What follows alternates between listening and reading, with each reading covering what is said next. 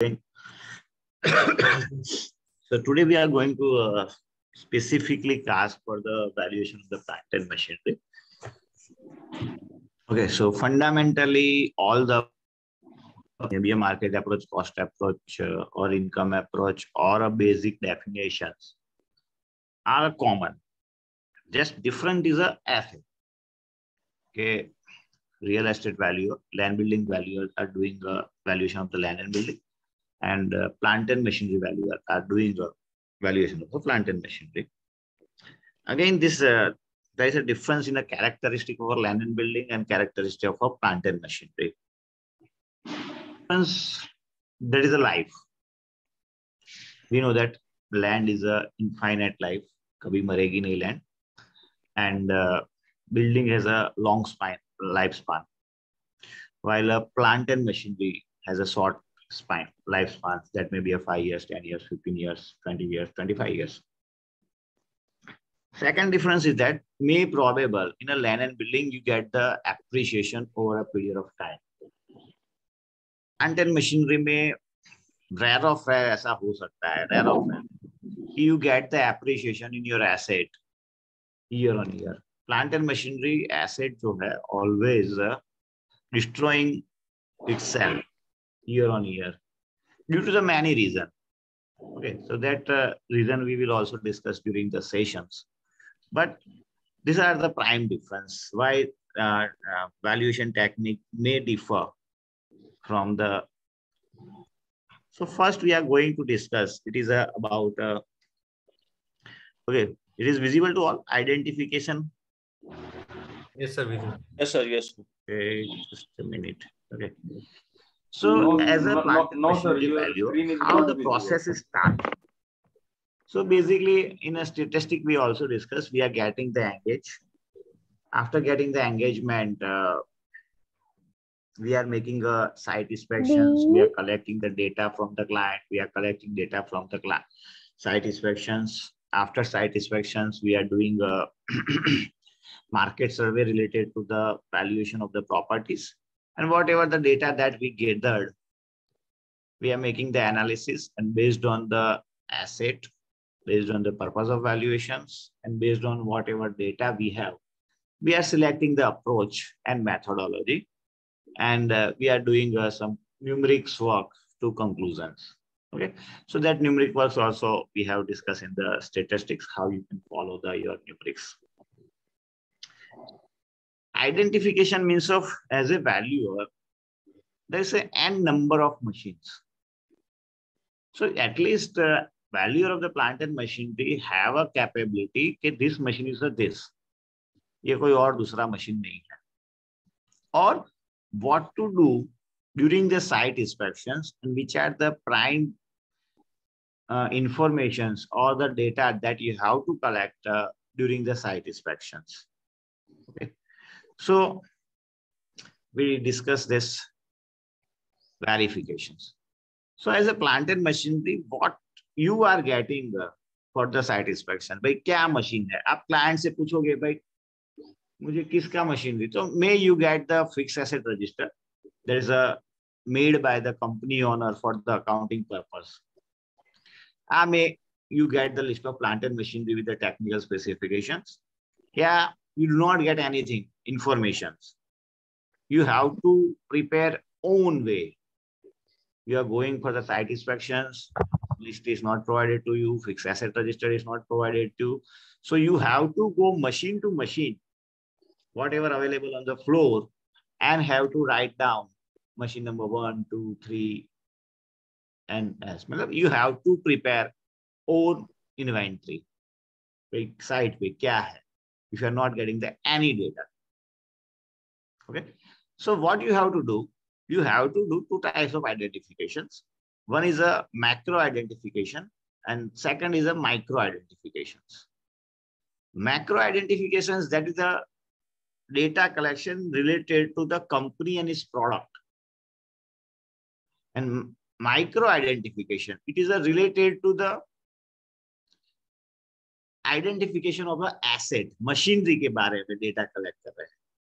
So we require two types of collection of data. One related to the asset जिसका हम valuation कर रहे हैं, दूसरा वो कंपनी जो ओइंग एसेट है उसका, वो कंपनी का हम डेटा कलेक्ट कर रहे हैं.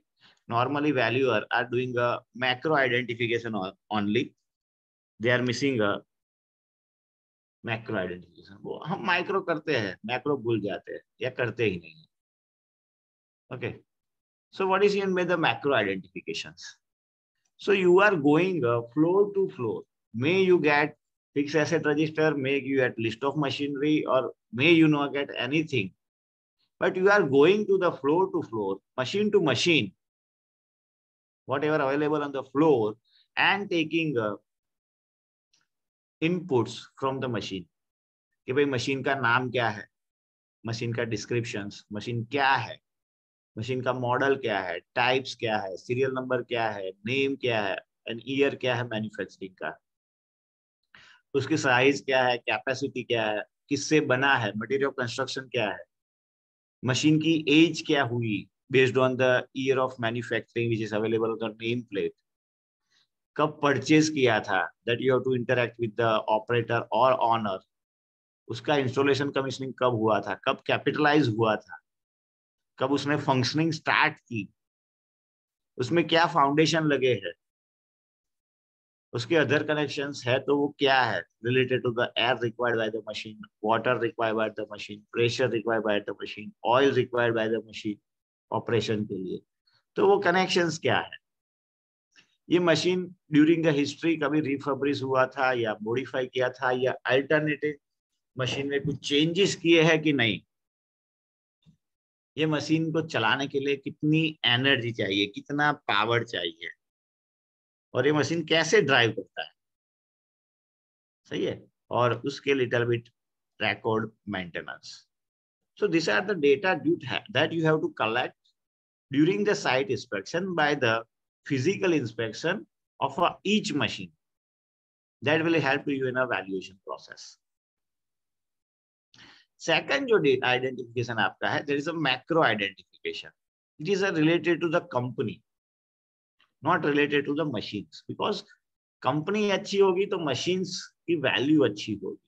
अगर कंपनी ही खराब है, कंपनी 4-5 साल से लॉस कर रही है, कंपनी बंद है 4-5 साल से, so that asset will not create a value. So national and industrial growth rate जिससे भी कंपनी बिलोंग्स करती है, फार्मास्यूटिकल यूनिट है तो फार्मा क्या क्या ग्रोथ है या क्या आउटलुक है, पावर में है तो पावर में क्या ग्रोथ रेट है, स्टील में है, कोई भी सेक्टर में कंपनी है तो उसका इंडस्ट्रियल ग्रोथ रेट आउटलुक कैसा है. देन कंपनी क्या बनाती है और उसके बाय प्रोडक्ट क्या है, उसकी सेलेब्रिटी मार्केट में क्या है, सेल हो सकते हैं कि नहीं हो सकते. Process layout and line of process, company ने मशीनरी को अपने किस तरह से लगाया है. कुछ भी प्रोडक्शन करना है तो आपको मशीनरी एक फ्लो में रखनी पड़ेगी. ऐसा नहीं कि आप कहीं भी कुछ भी मशीन लगा सकते हो. तो जो मशीनें लगाए हैं according to the production layout है कि नहीं. देन उसकी इंस्टॉल्ड कैपेसिटी क्या है और एक्चुअल आउटपुट, एक्चुअल प्रोडक्शन क्या है. जिस कैपेसिटी की मशीन लगाए है वो कैपेसिटी अचीवेबल है कि नहीं, और नहीं है तो क्यों नहीं. फिर जो कंपनी को रॉ मटेरियल्स चाहिए या अदर यूटिलिटीज चाहिए वो अवेलेबल है कि नहीं. That is a prime. Raw material he available नहीं है, सब कुछ अच्छा है, आपके मशीन्स अच्छे हैं, जैसे अभी फेस कर रहा है ऑटोमोबाइल इंडस्ट्री, सेमीकंडक्टर्स नहीं है, चिप्स नहीं है. It is not raw material but part of the chips नहीं होंगे तो मोटर नहीं बनेगी. तो वो अवेलेबल है कि उसको पावर चाहिए, वाटर चाहिए, एयर चाहिए, इफ्लुएंट ट्रीटमेंट चाहिए, वो सब उसके पास अवेलेबल है. ठीक है, it affect the value.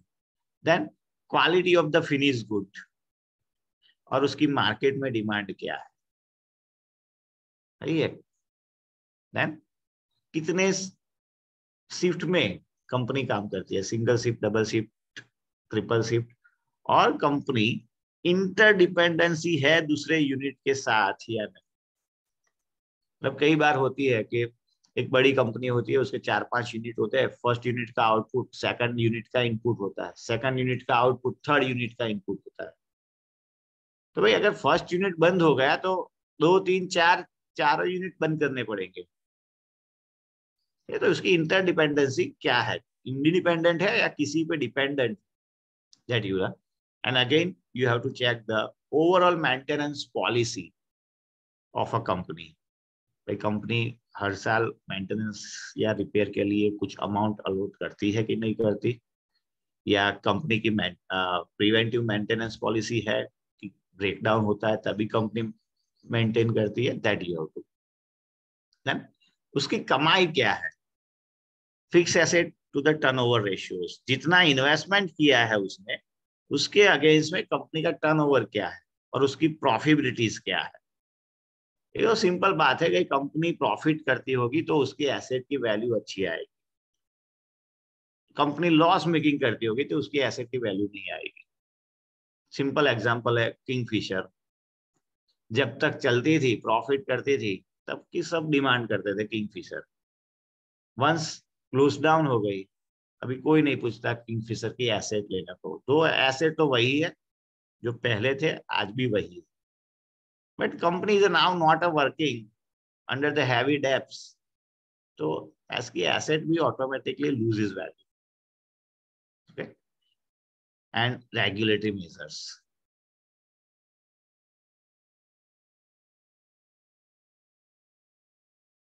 Regulatory measures मतलब चाहिए that statutory permission is taken or not, available or not.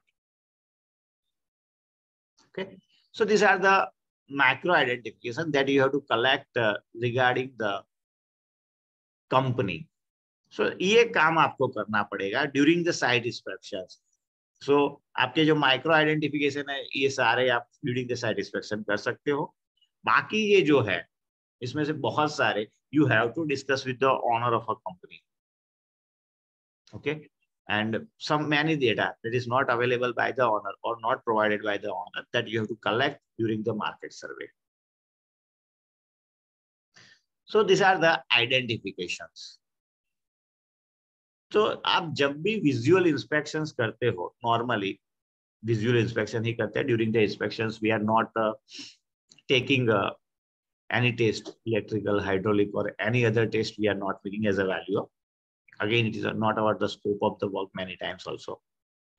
So you have to collect a name of machine with her technical specifications. जैसे भाई एयर कंप्रेसर है तो make क्या है, atlas cup को, capacity क्या है 100 CFM, टाइप क्या है स्क्रू टाइप एयर कंप्रेसर्स, बना किससे है तो स्टील एंड मटेरियल स्टील से, कब बना था 2011 में, कब परचेज हुआ था 2012, कब इंस्टॉल हुआ था 2013 में। तो ये सारे data you have to collect. Refurbish किया था, नो। पावर कितना चाहिए 50 HP। That's all the technical data you have to collect. May you collect the technical data from the name plate. कई बार क्या होता है कि क्लाइंट कुछ गलत डेटा देता है और नेम प्लेट पे कुछ गलत डेटा होता है। So you have to try the collect the data from the name plate. फिर आपको जो भी फिजिकल ऑब्जर्वेशन है regarding the conditions, wear and tear और deteriorations that you have to note down. Then जहां पे भी ये ऑपरेट हो रहे हैं वो working atmosphere and surrounding atmosphere and skill of the operators that you have to note down.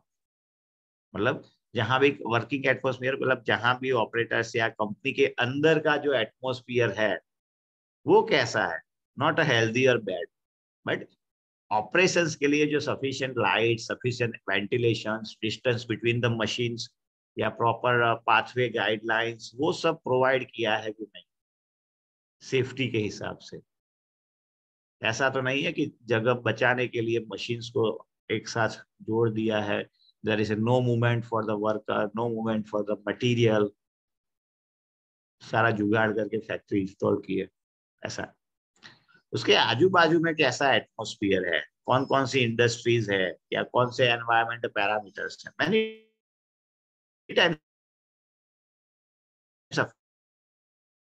Factory है तो कोस्टल रीजन पे एक हमेशा मॉइस्चर का इश्यूज रहता है, will be make the corrosion fast. सही है।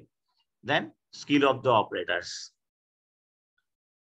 अगर स्किल्ड ऑपरेटर्स है, पढ़े लिखे ऑपरेटर्स है, तो मशीन अच्छी तरह से चलाएंगे और मशीन की लाइफ बढ़िया होगी। Then uses, just like a number of shift you have to collect,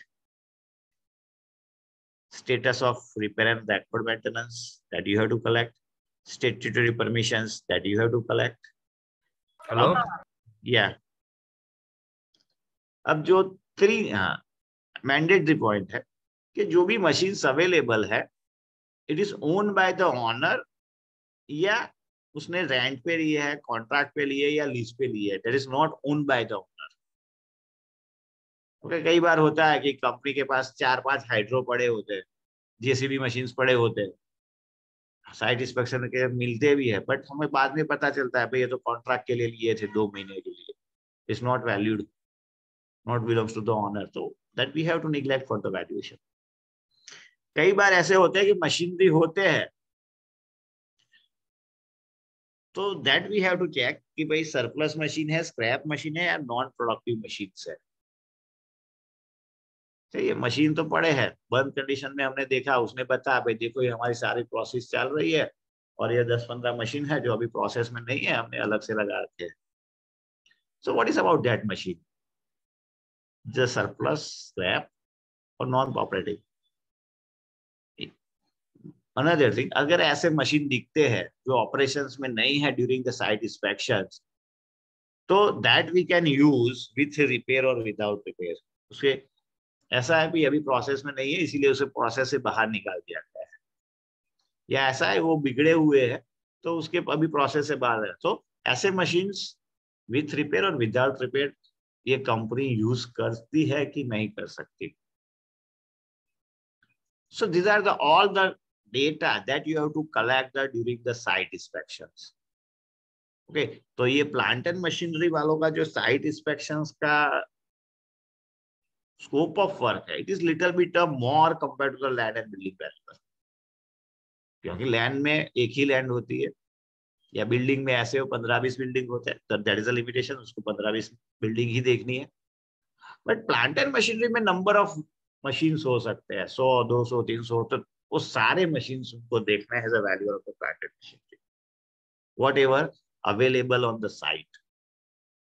then you have to check whatever available on the site, ownership, again whatever not available on the site and its ownership। कई बार ऐसा होता है कि भाई आप site inspection करने के लिए जाते हो, वो बोलता है सर हमारे पास ये एयर कंप्रेसर मशीन है, बट अभी साइट पे नहीं है क्योंकि वो रिपेयर करने के लिए मैन्युफैक्चर के वर्कशॉप में गया है, बट वी आर ओनिंग, सही है, वो हमारे पास है, तो वो भी आपको ध्यान रखना पड़ेगा। सो यहाँ पे थोड़ी चैलेंजेस बढ़ जाती है और आपको वो सारी चीजें during the process of inspections ध्यान में रखनी होती है। सर जब एक भी आप, क्वेश्चन पूछ सकता हूँ बोलिए इसी शीट से related. Sir there, shall I go ahead? हाँ बोलिए कभी भी। ओके सर, जैसे हैवी इंजीनियरिंग की मशीन्स हैं, बड़े बड़े सॉ मिल्स हैं, या फिर प्लेनो बोरर्स हैं, या जिग बोरिंग मशीन्स हैं जो आज से 50 साल पहले यूरोप में और जर्मनी में बनते थे।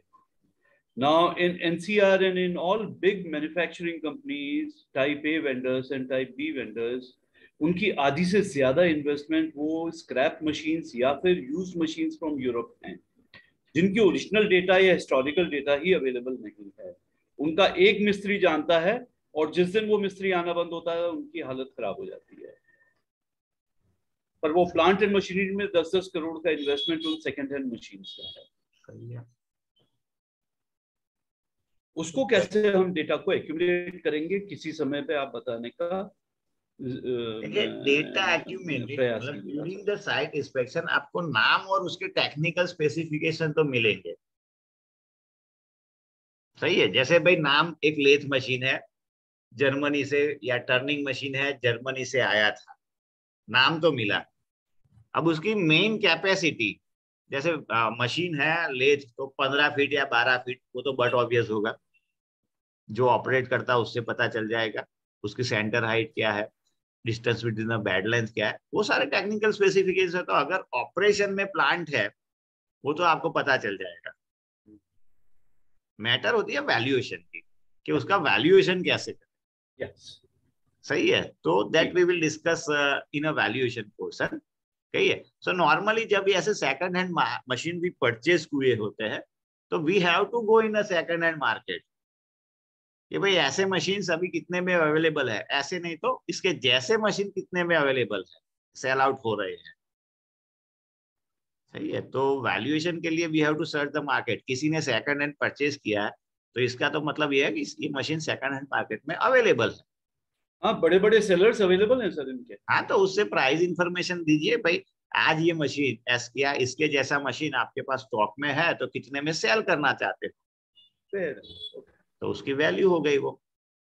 मतलब we require some adjustment, but उसकी रेंज में आएगी। सही है। तो मैनी थिंग्स मशीनरी के बारे में देखिए, मैं सिंपल बता रहा यार। आपका टीवी है 10 साल पुराना, या समझिए 10 साल भी नहीं, 1 ही साल पुराना टीवी है आपका। एक है सैमसंग का और दूसरा है सनसुई का। टीवी तो टीवी है 32 इंच का, all qualities the same, Samsung का और सनसुई का। अब कौन सा टीवी प्राइस ज्यादा हो मिलेगी, सैमसंग की प्राइस मिलेगी या सैमसंग की प्राइस मिलेगी?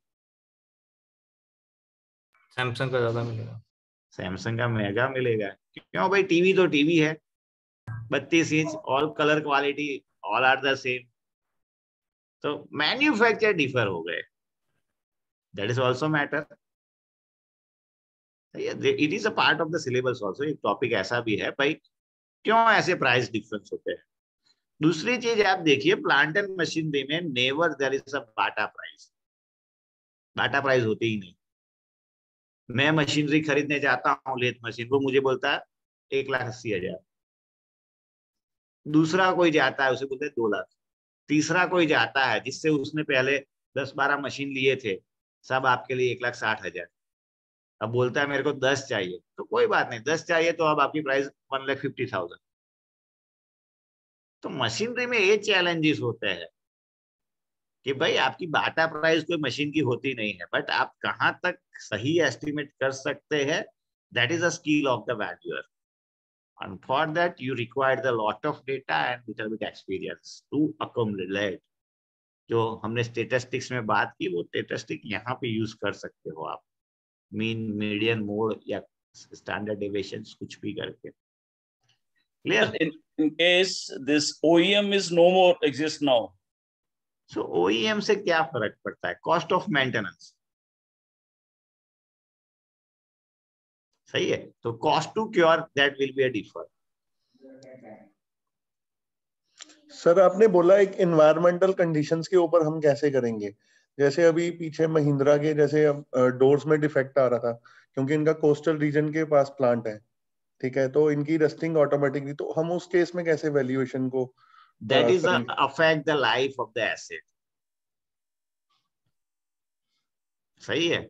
अगर वो प्लेन एरिया में है जहां पे रस्टिंग नहीं होती, वहां पे 15 साल चलेगा, यहाँ पे ये 10 साल चलेगा, तो अफेक्ट द लाइफ, लाइफ कम होगी, वैल्यू कम होगी। ओके, उसकी लाइफ टेन्योर देखेंगे कि कितने साल चलेगा उसका, कितना हाँ, मतलब इस एटमोस्फियर में कितना लाइफ हो सकता है। या अल्टरनेटिव भाई, इसको रिपेयर एंड मेंटेनेंस, मतलब कॉस्ट टू क्योर कितना रहेगा यहाँ पे जो दूसरी जगह नहीं रहेगा। सही है। आपका मेंटेनेंस का खर्चा बढ़ जाता है तो वैल्यू भी घट जाएगी। मेरे पास 2 कार है, दोनों सही चल रही है, पर एक में मेंटेनेंस आता है 1,00,000 रुपया, दूसरे में मेंटेनेंस है 2,00,000 रुपए।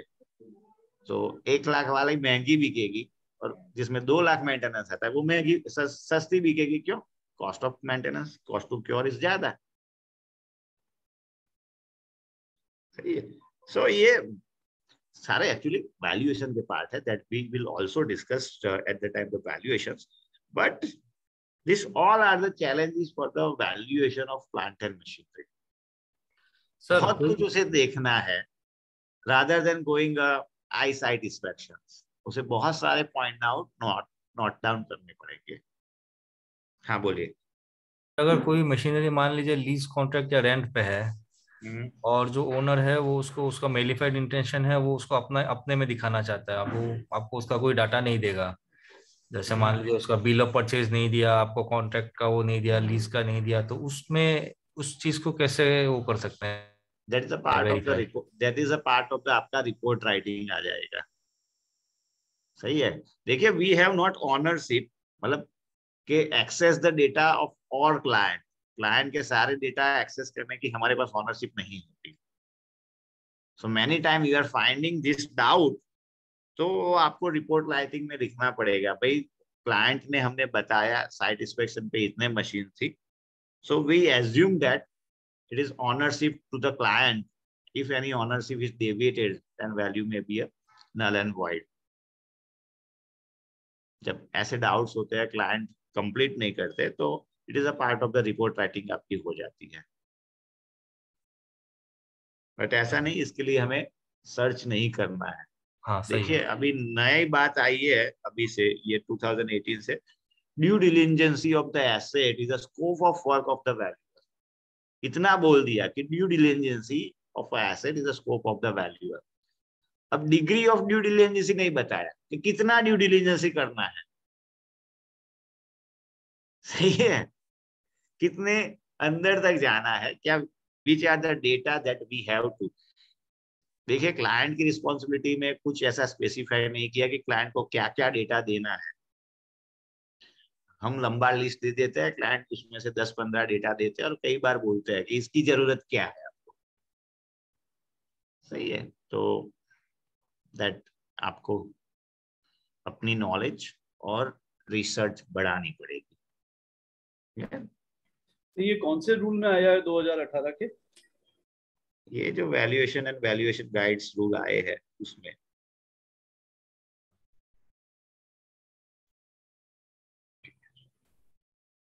सही है. तो due diligence is part of the, पहले भी था, रिटर्न में नहीं था.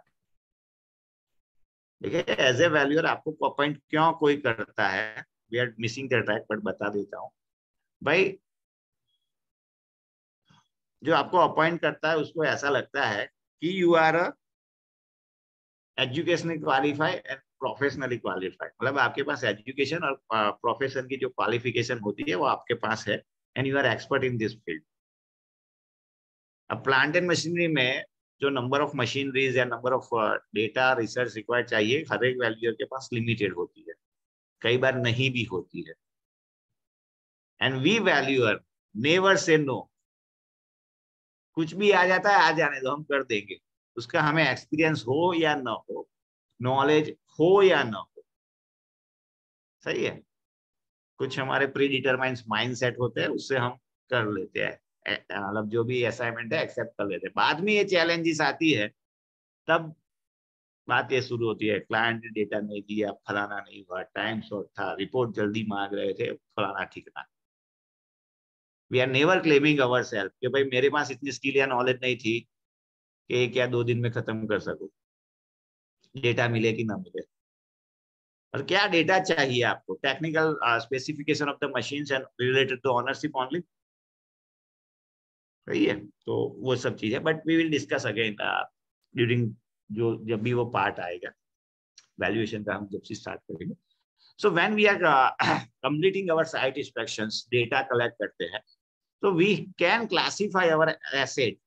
अगर हमारी जो भी एसेट्स है ऑन द फ्लोर, उसको क्लासिफाई कर सकेंगे, जैसे प्रोसेस और कोर मशीनरी, प्रोडक्शन मशीनरी, जो हार्ट ऑफ द प्लांट है, जिसके बिना ये सब कुछ नहीं हो सकता, प्रोडक्शन नहीं हो सकता.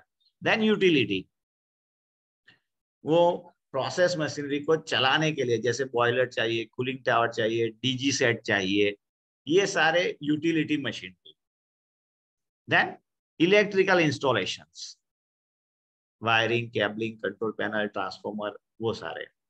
देन अगर कोई प्लांट है, बड़ा प्लांट है, तो उसकी control systems. Okay.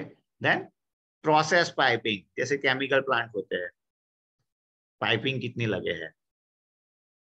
Then foundations, that is a micro identification में आगे। स्ट्रक्चरल सपोर्ट, किसी मशीन को खड़ा करने के लिए स्ट्रक्चरल सपोर्ट या मशीन को ऑपरेट करने के लिए स्ट्रक्चरल सपोर्ट क्या है। जैसे बॉयलर है बड़ा वाला पावर प्लांट में, तो बॉयलर को खड़ा रखने के लिए उसको स्ट्रक्चरल सपोर्ट चाहिए।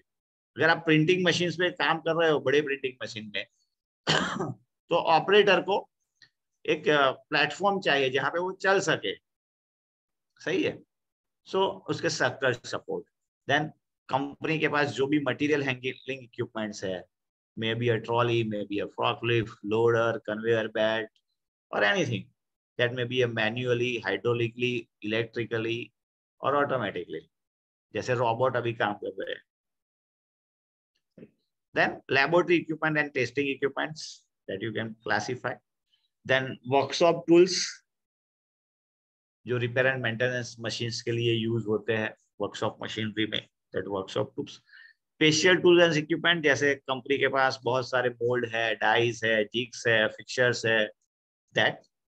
And software and IT equipments, कई बार ये अलग करना भी मुश्किल हो जाता है, जैसे सीएनसी लेथ मशीन है। So CNC lathe machine is a inbuilt part of the software and hardware. हमारा लैपटॉप या कंप्यूटर है, it is a inbuilt part of the software and hardware. Software निकाल दोगे तो हार्डवेयर की कोई वैल्यू नहीं है। सो ऐसे इक्विपमेंट कैसे है, ऐसे मशीनरीज कैसे है, that you have to classify. क्योंकि सॉफ्टवेयर बेस्ड जो मशीनरी होते हैं उसकी लाइफ, सॉफ्टवेयर की लाइफ बहुत कम होती है। नए नए इवोल्यूशंस आते रहते हैं, तो आज का सॉफ्टवेयर 2 साल के बाद में ऑब्सोल्यूट हो जाएगा। So we can classify this. अब इसमें भी देखिए बहुत सारे ऐसे क्लासिफिकेशन है that you can not make a inspections on case to case, मतलब नंबर टू नंबर। जैसे सारे इलेक्ट्रिकल इंस्टॉलेशंस, अगर बड़ी कंपनी है, बड़ी फॉर्म्स है, तो each and every electrical not, आप हर एक कंट्रोल पैनल को नहीं देख सकते, हर एक छोटे मोटे ट्रांसफार्मर को नहीं देख सकते, उसकी जो कैबलिंग होती है उसे तो कभी नहीं देख सकते। कैबलिंग के जैसे ही दूसरा है process pipe, you can not take the examination of the each and every pipe. Foundation आपको कभी दिखेंगे ही नहीं।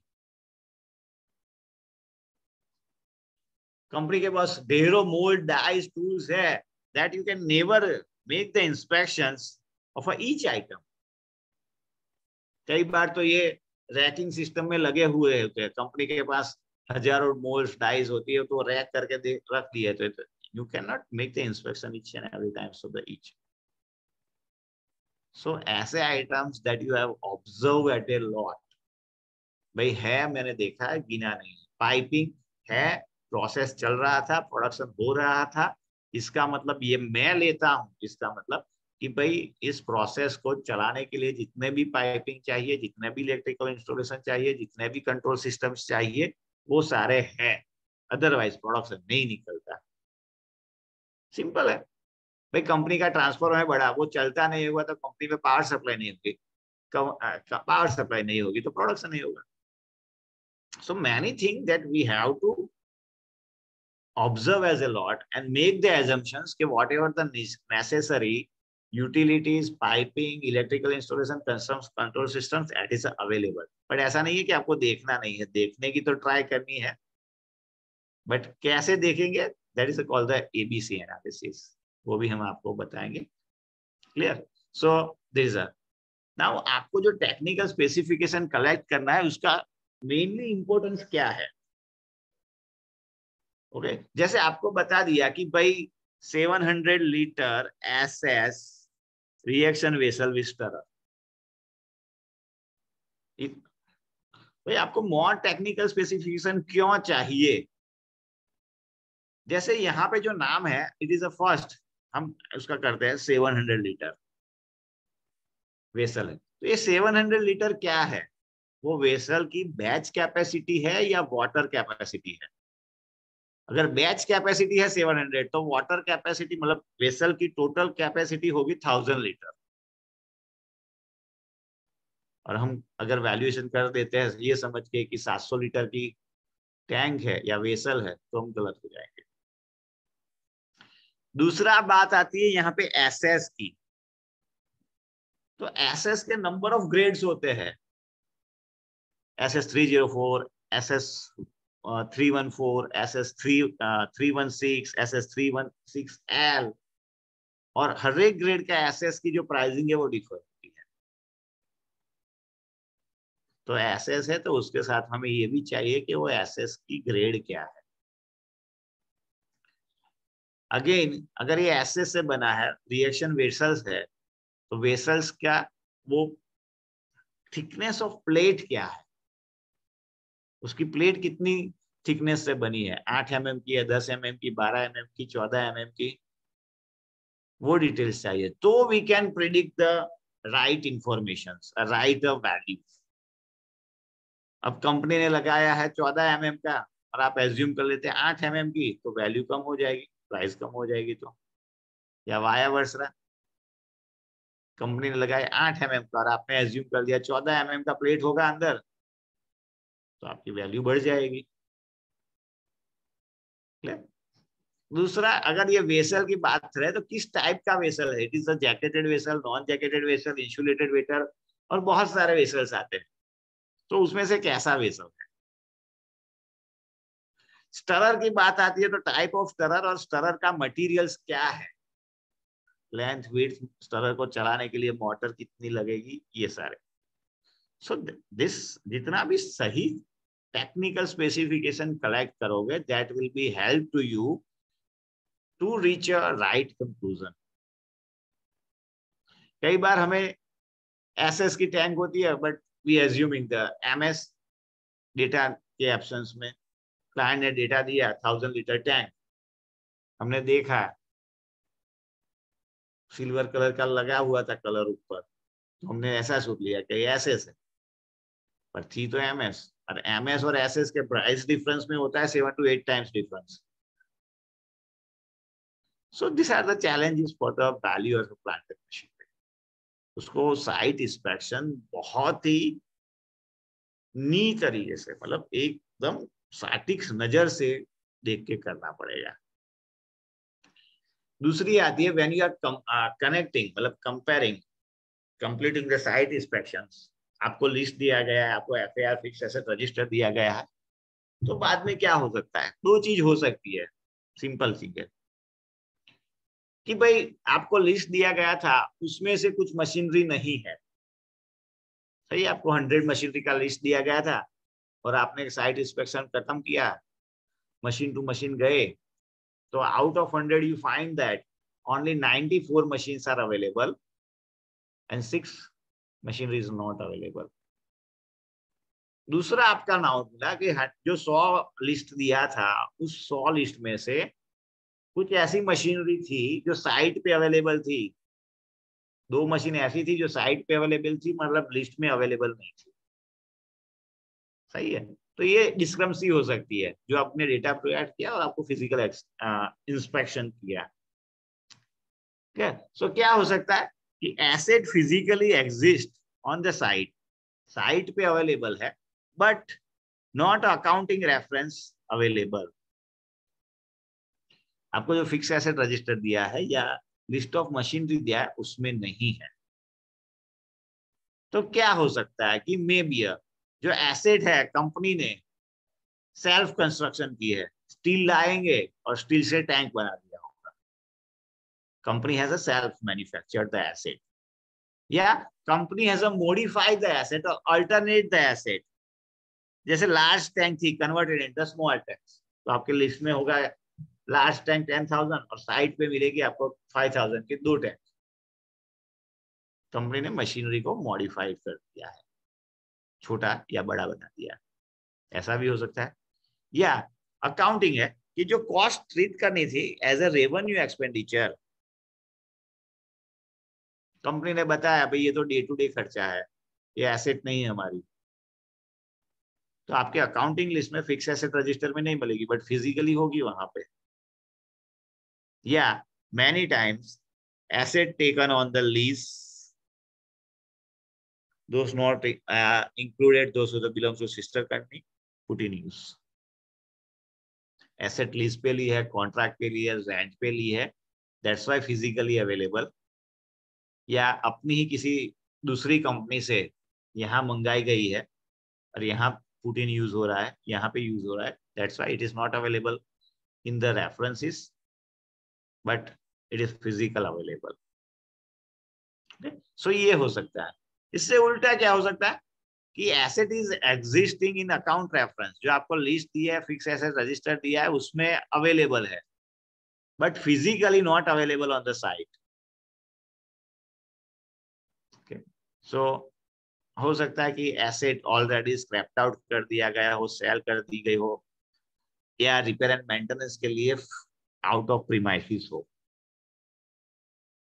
ठीक है, सो एसेट ऑलरेडी सोल्ड आउट, या कॉस्ट के related item of revenue nature is capitalised. जैसे कि आपको लिस्ट ऑफ मशीनरी में बताया कि कंपनी ने 1000 मीटर का कॉपर वायर लिया, तो आपकी लिस्ट में है 1000 मीटर कॉपर वायर, बट आप जब साइट इंस्पेक्शन करते हो तो वो कॉपर वायर नहीं मिलता। क्यों? कंपनी ने वो तो कॉपर वायर मोटर की वाइंडिंग में, ट्रांसफार्मर की वाइंडिंग में यूज कर दिया, तो जो डे टू डे खर्चा था उसको उसने कैपिटलाइज कर दिया, दैट्स वाई।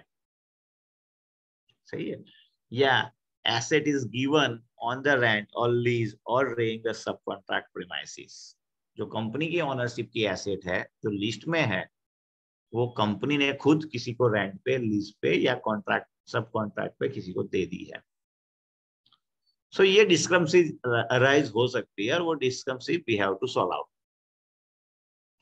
लिस्ट में है, फिजिकल अवेलेबल नहीं है, या फिजिकल अवेलेबल है, लिस्टिंग में नहीं है। So we have to check out all the probabilities and have to finalize the machine. List of machine which we have to value based on availability and based on ownership. Available है कि नहीं है but ownership में है, available है पर ownership में नहीं है। Clear? So क्या करना है final? List of machinery install, uninstall, laying on the site by physical inspection। जो भी मशीन्स अवेलेबल पर साइट है वो, फिर उसको कंपेयर करना है विथ फिक्स एसेट रजिस्टर और लिस्ट ऑफ मशीनरी। बाद में जो डिस्क्रपेंसी दो डिस्कस की है, discuss on the discrepancy available at site and not available in the FIR और व्हाटएवर, वो नलिफाई करना है।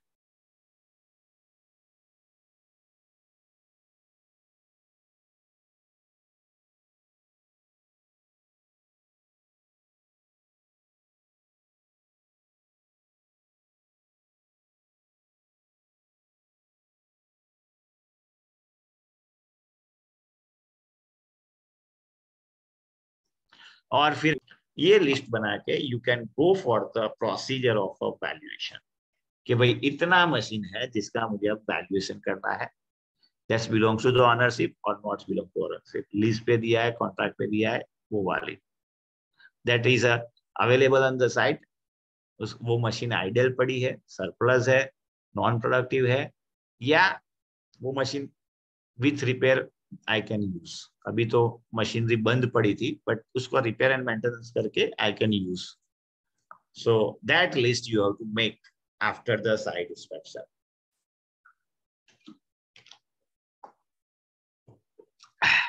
ओके, सो यहाँ पे जो वर्ड्स आए कुछ, surplus asset, scrap, off balance sheet, उसका मीनिंग क्या है? सो प्रोडक्टिव एसेट का मतलब क्या है? The asset held or used in the production of the goods and services and ability to generate the profit and cash flows। मतलब हमारे जो कोर मशीन्स है, that is a productive asset, जिससे कुछ मैन्युफैक्चर होता है। नॉन प्रोडक्टिव एसेट क्या है? the asset which are do not produce any output but held use to support the facility in the production of goods and services। जैसे हमारे lab test equipment है, वो प्रोडक्शन में part नहीं करते but they are help. DG set है, emergency DG set, they are not part of the production but भाई कभी भी शट डाउन हुआ इमरजेंसी में, तो this digit will help to run the critical items. कई बार वेन स्केल होता है या वेन ब्रिज होता है फैक्ट्री के गेट के पास, सो वो not part of the production, but जो भी माल इनपुट आया और जो भी आउटपुट गया उसे मेजर करने के लिए we require the wind bridge. So these are the assets, the non-operating assets that is held for the support the facility. Then surplus asset. Surplus asset वो asset है just company is a holding but not using for the production, and even okay this is not what is enough, not using in the production, इसके साथ भी कि company will not use in a future also.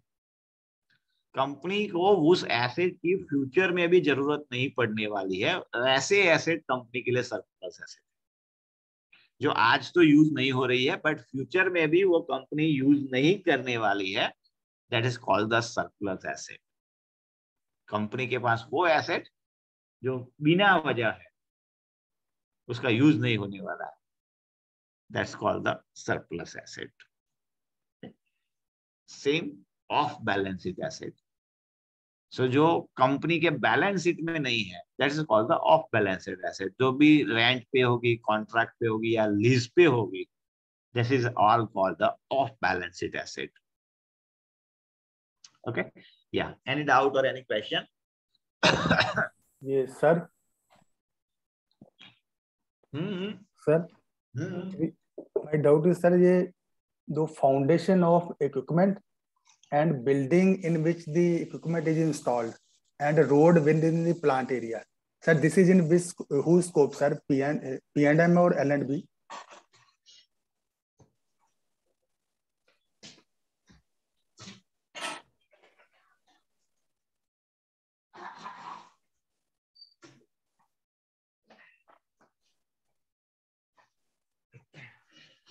Yeah. Foundation of the machinery is the scope of work of the valuer. जिस building में machinery लगे है, it is a building, not a scope of the valuer.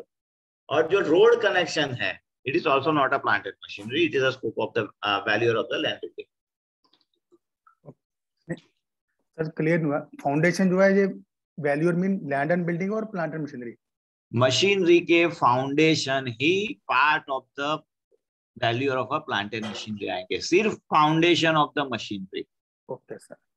Foundation of the building नहीं आएंगे, वो land building वाले valuer के पास जाएंगे। Right sir. आपके जो इंटरनल रोड्स है वो लैंड बिल्डिंग वैल्यूअर वाले करेंगे। Thank you. ओके, आगे आ जाएगा ये क्लियरिटी, ये टॉपिक भी है इसमें। या और दूसरा कोई डाउट अभी? हाँ तब ऐसा है कि इसके अंदर ये है कि as a valuer the function of a valuer या रिपोर्ट राइटिंग और the valuation process will depend on the amount and the time the client will spare for giving us. देखिए सर, आपकी बात सही है, प्रैक्टिकल इश्यू है, but valuer को ये डिस्कस करना पड़ेगा, तुम मुझे कितना टाइम दे रहे हो, और डिसाइड करना पड़ेगा उस टाइम में मैं कर सकता हूँ कि नहीं। परफेक्ट, सही है। जब भी आपके पास असाइनमेंट होता है तब आपको पूछना पड़ेगा, सर कितने टाइम में रिपोर्ट चाहिए, वो बोलते हैं 2 दिन में, तब आपको देखना पड़ेगा कि 2 दिन में मैं कर सकता हूँ कि नहीं कर सकता हूँ, और 2 दिन में ऐसा नहीं कर सकता हूँ, सही से कर सकता हूँ कि नहीं कर सकता हूँ, और 2 दिन में वो डेटा भी देगा या नहीं देगा। देखिए डेटा के लिए we are not depend on the client. PM के वैल्यूएशन के लिए आप समझ लीजिए there is a lot of pre request that data and knowledge valuer of the plant and machinery should have. अगर डेटा नहीं मिलेगा तो भी आप काम कर सकते हो। मेरा एक बच्चा था, मतलब नॉट माय बच्चा, मेरा एक स्टूडेंट था, अभी मैं यूनिवर्सिटी में भी लेक्चर्स दे रहा हूँ, वो जब जस्ट पास आउट हुआ, 2-3 साल का एक्सपीरियंस है, एंड उसको एक बड़ी अपॉर्चुनिटी मिली to the valuations of the aluminium plant की, विदाउट कैलिब्रेटिंग हिमसेल्फ, मतलब नॉट हरसेल्फ और हिमसेल्फ, व्हाटएवर, उसने असाइनमेंट एक्सेप्ट कर लिया। फिर बोला सर इसमें तो बहुत दिक्कतें हैं, तो मैंने बोला यार सिंपली तुझे इतना बड़ा प्लांट का वैल्यूएशन लेने से पहले सोचना चाहिए था कि ये प्लांट का वैल्यूएशन तू कर सकेगा कि नहीं कर सकेगा। ऐसा नहीं कि असाइनमेंट आया मतलब तू खा गया। और कई बार तो हम असाइनमेंट लेते हैं सीखने के लिए, या कुछ असाइनमेंट ऐसे होते हैं जो हमें पैसे भी देते हैं और सिखा जाते हैं। So as a valuer we have to define कि कैसे काम करना है हमें।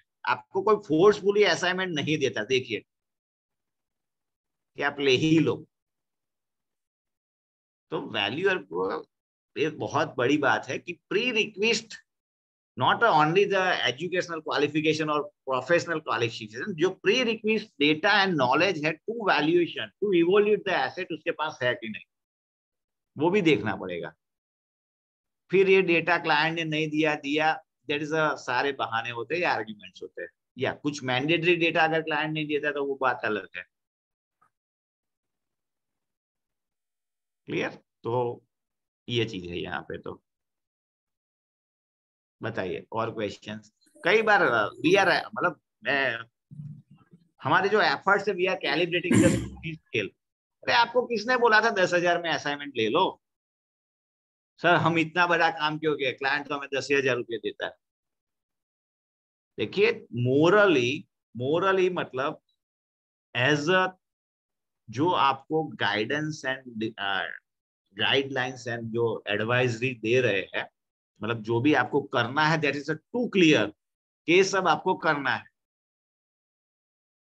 सही है। बट क्या था पास्ट में हमने बहुत सारी फ्रीडम एंजॉय की, अब वो फ्रीडम हमारे पास नहीं है।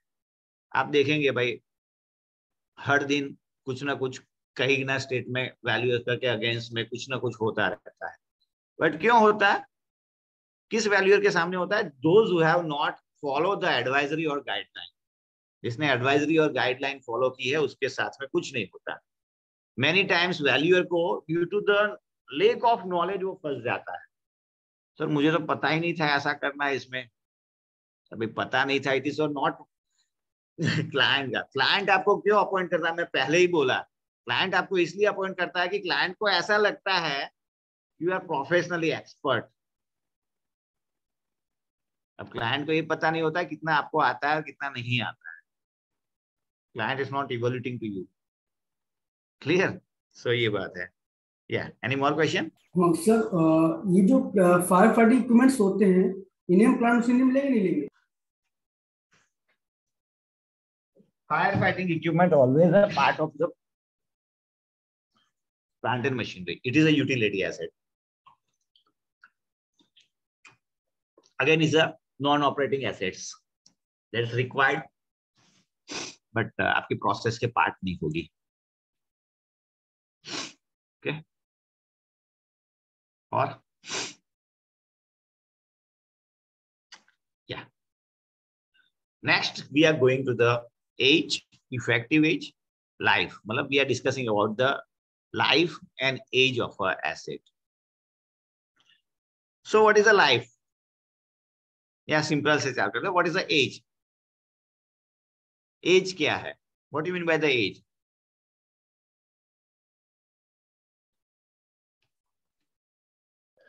So age का मतलब है सिंपली कि जब भी कोई बॉर्न होता है, वो बॉर्न होने के बाद आज तक कितना स्पान ऑफ टाइम लैप्स हुआ। ओके, जैसा मेरा बर्थडे है 1980, तो 1980 से आज तक करीबन 41-42 इयर्स पास हो गए, तो माई एज 42। वैसे ही मशीनरी के एज क्या होती है? So age is a number of years that have elapsed since the property was originally built or placed in services. देखिए दो चीज याद रखिए, ओरिजिनली बिल्ट और प्लेस्ड इन सर्विसेज। मशीनरी की एज दो टाइम से स्टार्ट होती है। एक, जब भी उसका मैन्युफैक्चरिंग हुआ था, बिल्टअप हुआ था, वहां से काउंट हो सकती है, या जब भी वो पुट इन यूज हुई। सिंपली एग्जाम्पल ये समझ आता हूँ, one machine was built in the 2015 में मशीनरी मैन्युफैक्चर्ड हुई, 2017 में 2 साल के बाद वो परचेज हुई, और 2019 में 4 साल के बाद पुट इन यूज हुई, उसने काम करना स्टार्ट किया। तो आज की डेट में 2020 में मशीनरी की एज क्या?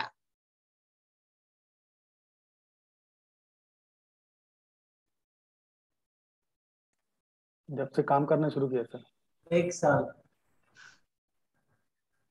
जब से वो मैन्युफैक्चरिंग, सही है, जब से वो उसका वर्किंग चल सर सही है।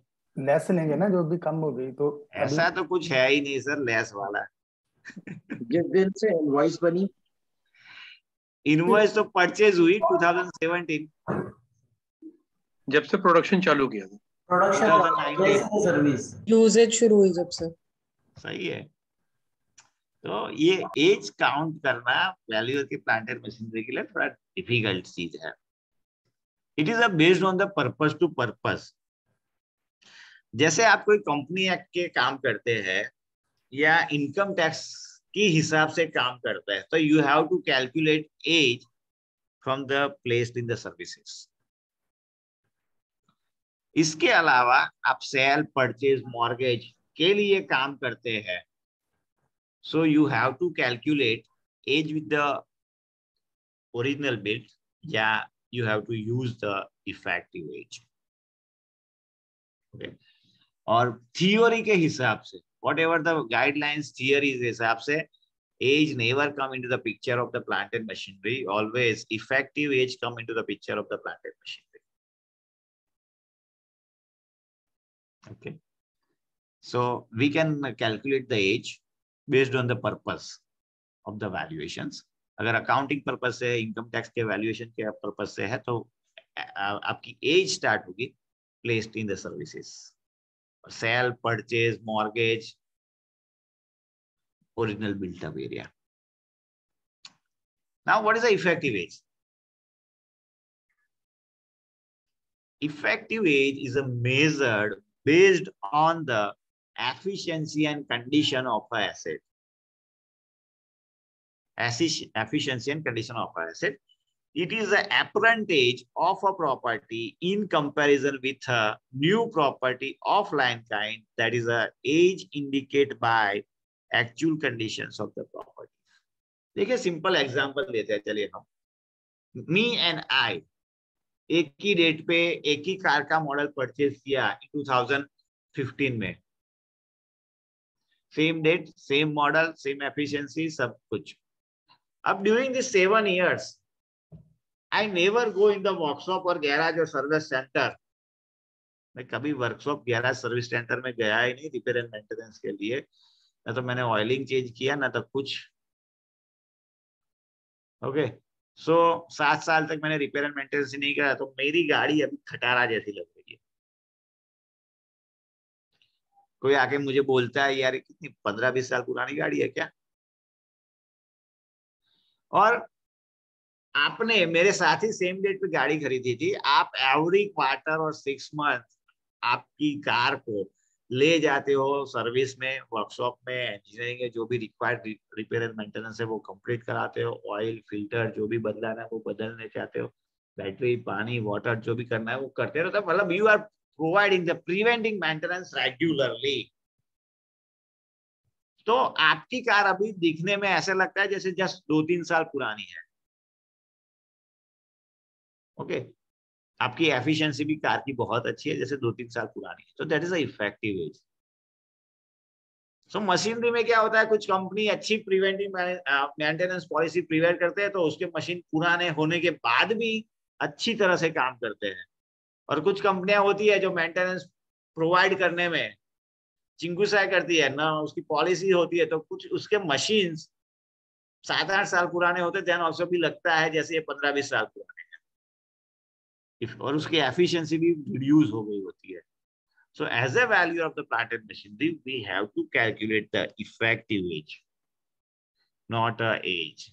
Chronological age कुछ भी हो, plant and machinery के वैल्यू के लिए कुछ मायने नहीं है। इफेक्टिव एज, मशीन रीबिल्ड हो गया, मशीन 10 साल पुराना था पर लास्ट ही साल उसका पूरा रिबिल्ट अप कर दिया है, तो उसकी ये 10 साल हुई क्या? अब तो उसकी एफिशिएंसी बढ़ गई है, वो एफिशिएंट इतना हो गया है कि 3 साल पुराना जितना काम अच्छा करता है, खर्चा कर दिया। सो उसकी एज अब 10 साल नहीं रहती है, उसकी इफेक्टिव एज हो जाती है 3 साल। कि 3 साल पुराना मशीन जैसा काम करता है वैसा ही ये मशीन रिफर्बिशमेंट के बाद काम करता है। सही है। So that is a effective age. अब लाइफ क्या होती है? Age from the birth to today. Life क्या होती है? From the birth up to the death का जो स्पान होता है, that's called the life. Okay. और हमारे मशीनरी की 3 लाइफ होती है। One is a economic life. Economic life means of it is the estimated period of the time usually stated in the number of years that a new property may profitable use for the purpose which it intended। जब तक आपका machine economical चलता है और पैसा कमा के देता है, it's called the economic life. दूसरी होती है यूजफुल लाइफ, कि मशीन कब तक available for the use before is retirement of the service. जब तक चलता है। देखो, जब तक चलता है इसका मतलब नहीं है कि इकोनॉमिक चलता है। जैसे आई परचेज अ कार, 5 साल तक तो कार मेरी चली, जो मेरी इकोनॉमिक कार रही थी, it is a 4 rupees per kilometre. पर 5 साल के बाद उसका रिपेयर एंड मेंटेनेंस बढ़ गया, जो मेरी इकोनॉमिक अब आती है, इट इज अ 7 रुपी पर किलोमीटर। तो 7 rupee kilometre it is not economic to me, but car चालू है, अवेलेबल फॉर यूज, सर्विस दे रही है अभी। तो एक वैसा पीडीआर मशीनरी का जहां पे उसको रिपेयर एंड मेंटेनेंस कॉस्ट कम लगता है और मोर प्रॉफिट जनरेट करती है। बाद में क्या होता है, इसका रिपेयर एंड मेंटेनेंस चल जाता, बढ़ जाता है, थोड़ा इकोनॉमिक नहीं रहता, but it is also still working, काम कर रही है वो। That is called the useful life, total useful life. जब तक वो रिटायर नहीं हो जाती तब तक यूजफुल लाइफ। जब तक वो पैसा कमा के दे रही है, लोअर रिपेयर मेंटेनेंस या विदाउट रिपेयर मेंटेनेंस में चल रही है, it's called economic life. And third होती है इसकी फिजिकल लाइफ, जो जब तक वो पूरी ढह नहीं जाती due to the deterioration and fittings, तब तक की उसकी फिजिकल लाइफ है। तो फिजिकल लाइफ में आपकी मशीन सर्विसेबल नहीं है, वो बंद पड़ी है as a scrap. Economic life में आपकी मशीन चल रही है और अच्छा पैसा बना रही है। यूजफुल लाइफ में आपकी मशीन चल रही है बट पैसा नहीं बना रही है। और फिजिकल लाइफ में आपकी मशीन चल नहीं रही है तो ऑफकोर्स पैसा भी नहीं बना रही है। सही है। So these are the 3 life of the machine: economic life, useful life and physical life. जब भी when we are doing the valuations, we have to estimate balance economic life or balance useful life. What is a balance economic life? कि अभी कितने साल बचे हैं ये economic run करेगी। Okay, estimated period of the time usually stated in the number of years during which property is a certain effective age expected to continue profitable use. ये machinery कितने अभी और साल प्रॉफिटेबल चल सकती है, that we have to balance economic life या balance useful life, कि ये मशीन अगले कितने साल तक चल सकती है, अगले कितने साल तक चलेगी, में प्रॉफिट करेगी ना करे बट चलेगी, that is a balance useful life. अब देखिए, as a valuer we have to assume, मतलब we have to predict balance economic life और balance useful life, and as a valuer we have to take care of the effective age for the calculations. But हम क्या करते हैं in a practice? We are taking care of the age and we are taking care of the useful life, जो हमें करना नहीं है। हमें effective age और बैलेंस इकोनॉमिक लाइफ और बैलेंस यूजफुल लाइफ पे काम करना है, जो हम कभी करते नहीं है। Clear? So plant and machinery के वैल्यू की जो हालत इंडिया में है उससे बुरी कहीं पे नहीं है। मैंने तो बहुत सारे देखे हैं सर, मेरे पास 30 इयर्स 35 इयर्स 40 इयर्स का एक्सपीरियंस है, बट जब वो रूबरू होते हैं ऐसे टर्मिनोलॉजी से या थियोरिटिकल बातों से, at the time they also surprise. सही है? So fact is a lot of difference. Then हम लाइफ भी बात की, तो what are the factor that affecting the life of the machine? So simply आपकी एसेट की लाइफ हो सकती है, for that you can categorise your machine. Machine is based on the material और टेक्नोलॉजी बेस्ड। अगर कोई मटीरियल बेस्ड है, जैसे टैंक है, वेसल्स है, रिएक्टर्स है, टर्बाइन्स है, तो उसकी लाइफ ज्यादा है। अगर वो टेक्नोलॉजी बेस्ड एसेट है, जैसे लूम्स है, सीएनसी मशीन है, ओके, प्रिंटिंग मशीन है, तो उसकी लाइफ कम है, क्योंकि टेक्नोलॉजी इवोल्यूट बहुत जल्दी हो जाती है और आपके पुराने मशीन बहुत जल्दी हो जाएंगे। दूसरी आपकी लाइफ होती है, बैलेंस लाइफ होती है, based on the physical conditions, मतलब unusual sound, vibration, rusting, cracking, ये सारे जो हमने बताया कि during the site inspection you have to make this possible. फिर आपकी मशीन की लाइफ होती है, कैसे मेंटेनेंस पॉलिसी है, कि भाई कोई प्रिवेंटिव मेंटेनेंस या शेड्यूल्ड मेंटेनेंस प्रोवाइड कर रहा है या कोई सिर्फ ब्रेकडाउन मेंटेनेंस प्रोवाइड कर रहा है। बट ऑब्वियसली अगर शेड्यूल और प्रिवेंटिव मेंटेनेंस प्रोवाइड करेगा तो मशीन की लाइफ बढ़ेगी। दूसरी चीज कि भाई मशीन कितने नंबर शिफ्ट में यूज हो रही है, सिंगल शिफ्ट में, डबल शिफ्ट में, 3 शिफ्ट में, कंटिन्यूअस रन हो रही है। तो देखिए एक एयर कंप्रेसर है जो सिंगल शिफ्ट में यूज हो रहा है, मे बी 15 साल चलेगा। वही एयर कंप्रेसर 3 शिफ्ट में चलता है, तो hardly it will run for the 7 to 8 years। तो कई बार होता है वैल्यूअर मतलब कंप्रेसर मतलब 15 year useful life, no it is not like that. Then दो चीज हम भूल जाते हैं, that is a raw material available है कि नहीं। ये कभी access as a valuer we are not doing while estimating the life. Company को जितना भी रॉ मटेरियल चाहिए वो सफिशिएंट अमाउंट में अवेलेबल है कि नहीं। अगर नहीं है तो मशीनरी की लाइफ कम हो जाएगी ऑटोमेटिकली। आज देखिए बहुत सारे coal plant, thermal power plant in India बेकार पड़े हैं due to the unavailability of the coal. बहुत सारे गैस पावर प्लांट बेकार पड़े हैं due to the unavailability of the gas. सही है, वो तो अभी अच्छे मशीन है, काम कर सकते हैं, रॉ मटेरियल ही नहीं अवेलेबल है तो मशीन की लाइफ वैसे भी 0 हो गई। क्लियर? देन दूसरी जो चीज हम नहीं करते, हमारा जो प्रोडक्ट बन रहा है मशीन से, वो प्रोडक्ट मशीन में मार्केटेबल है कि नहीं। जब तक प्रोडक्ट सेल होगा तब तक मशीन की लाइफ है। जब भी प्रोडक्ट सेल होना बंद हो गया, मशीन की लाइफ होगा। Okay, historical cost that we will discuss in a cost approach.